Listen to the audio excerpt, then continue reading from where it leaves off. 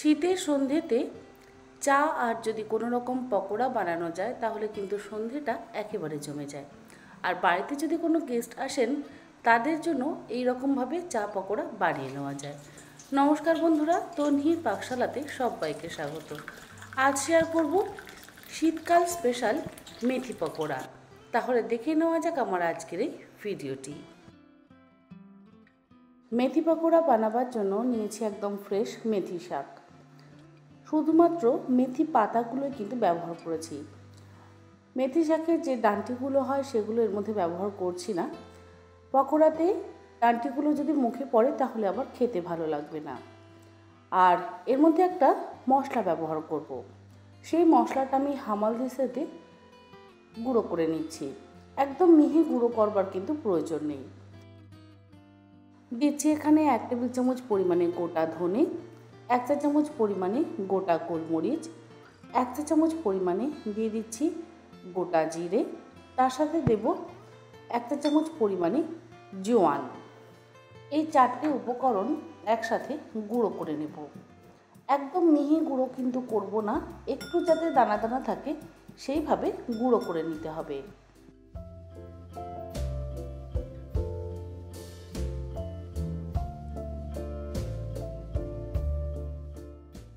দেখুন এইরকম দানা দানা আছে, পুরোপুরি মিহি গুঁড়ো কিন্তু করিনি। এইভাবে যদি মশলাটা পকোড়ার মধ্যে ব্যবহার করা হয় খেতে অসম্ভব ভালো লাগে। একটা বড় বাটির মধ্যে নিয়ে নিচ্ছি 2 বাটি পরিমাণে বেসন,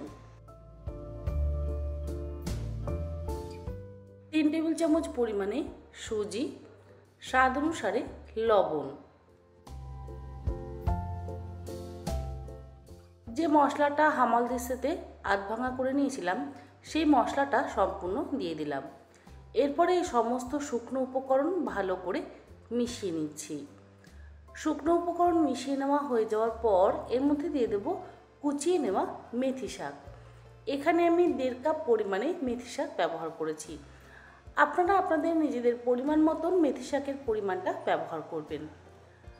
আর বেসন যদি আপনারা কম পরিমাণে ব্যবহার করেন, মেথি শাকটাও আপনারা চাইলে কম পরিমাণেই ব্যবহার করতে পারেন। যদি 1 বাটি বেসন ব্যবহার করেন তাহলে হাফ কাপের থেকে একটু বেশি পরিমাণে মেথি শাক অবশ্যই ব্যবহার করতে পারেন। অল্প একটু জল দিয়ে দিলাম, এরপরে ভালো করে মেখে নিচ্ছি।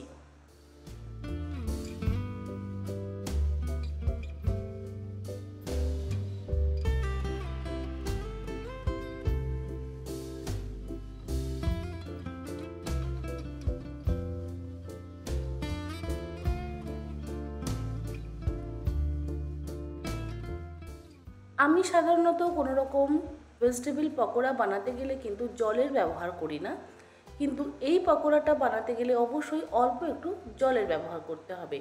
তা না হলে ভেতরটা শক্ত হয়ে যাবে, মানে পকোড়াটা ভাজবার পর পকোড়াটা শক্ত হয়ে যাবে, খেতে ভালো লাগবে না। তবে খুব বেশি পরিমাণে জলের ব্যবহার করবার কিন্তু প্রয়োজন নেই, আবার শক্ত করেও মাখবেন না। 3টে কাঁচা লঙ্কা দিয়ে দিলাম। এবার এই পকোড়ার সাথে খাওয়ার জন্য চা তৈরি করে নিচ্ছি। তার জন্য একটা পাত্রের মধ্যে দিয়ে দিলাম 4 কাপ পরিমাণে জল। আর একটা মশলা তৈরি করব। হামালদিস্তার মধ্যে দিয়ে দিলাম 10টা গোটা গোলমরিচ, 3টে ছোট এলাচ, 3-4টে লবঙ্গ। ভালো করে থেতো করে নেব।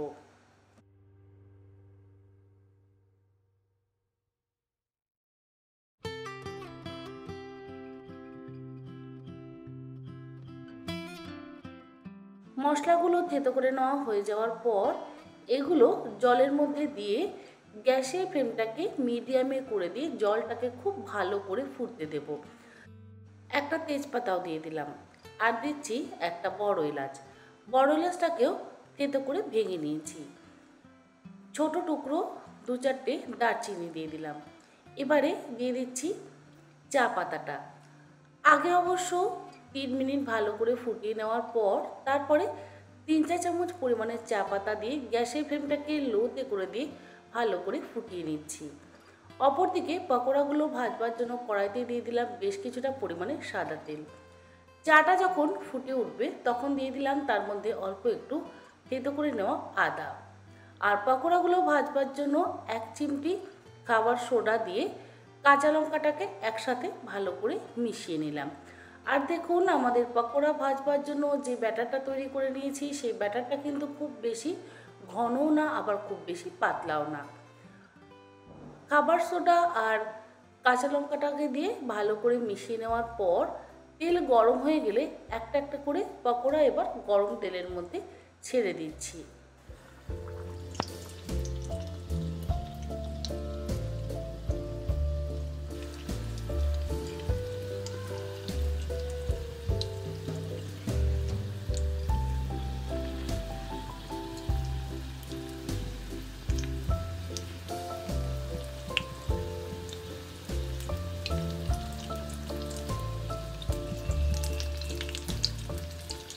একটা সাইড ভাজা হয়ে যাওয়ার পর অপর সাইড উল্টে দেব।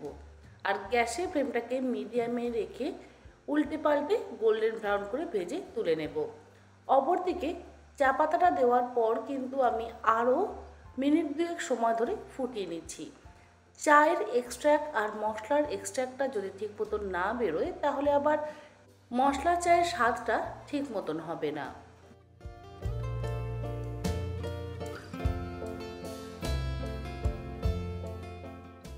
পকোড়াগুলো ভাজতে ভাজতে চাটা কিন্তু আমাদের মোটামুটি তৈরি হয়ে এসছে।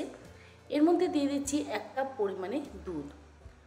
প্রথমে চাটা করবার জন্য 4 কাপ পরিমাণে জল দিয়েছিলাম, আর 4 কাপ জল ফুটতে ফুটতে মোটামুটি 3 কাপ হয়ে গেছে। 1 কাপ দুধ দিয়ে এবার ভালো করে ফুটিয়ে নিচ্ছি। দুধ দিয়ে কিন্তু খুব বেশিক্ষণ ফোটাবার প্রয়োজন নেই, জাস্ট 2-3 মিনিট ফুটিয়ে নিলেই যথেষ্ট। আর অপরদিকে দেখুন পকোড়াগুলো কিন্তু আমার গোল্ডেন ব্রাউন করে ভাজা হয়ে গেছে। এই একই রকমভাবে বাকি পকোড়াগুলোকে ভেজে তুলে নেব।